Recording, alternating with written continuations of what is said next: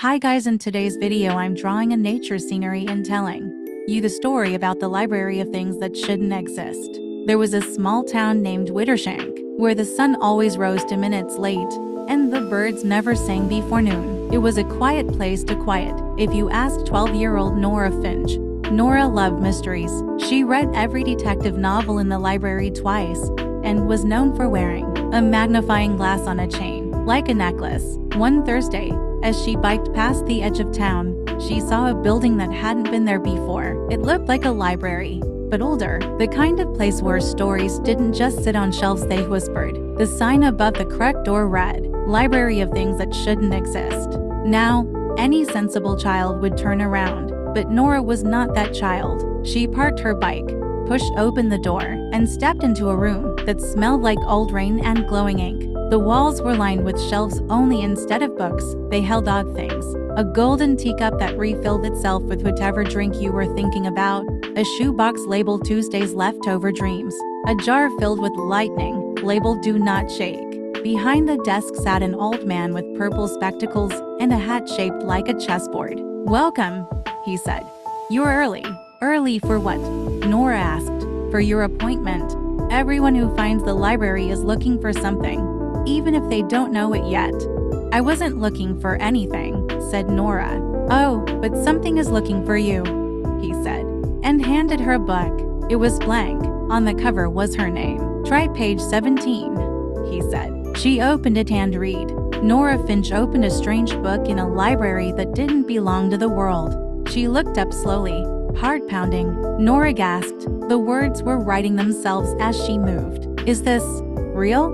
she asked. "Yes," said the librarian.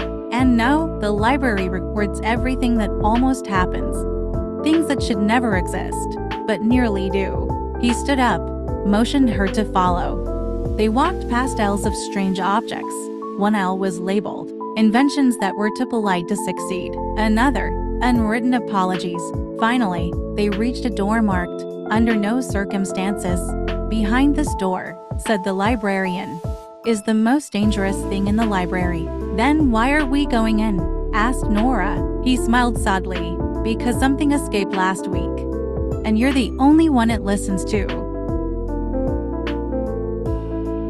Inside was a shadow, but not just any shadow. It flickered like a broken film reel. It didn't belong to anything. It had been looking for someone to follow, and when it saw Nora, it lunged. Except, she didn't scream. Instead, she held out her hand. "You're lost, aren't you?" she said. The shadow paused, quivered. Then slowly, it crept onto her palm and curled up like a sleepy kitten. The librarian stared. "That's never happened before," he whispered. The shadow melted into a tiny ball of light and drifted into her book. When she opened it again, the words now read, "Nora Finch faced the thing that shouldn't exist and made it feel seen. Guess the story's not over," she said. The librarian nodded. "You'll come back one day. They always do. The library finds those who can understand impossible things."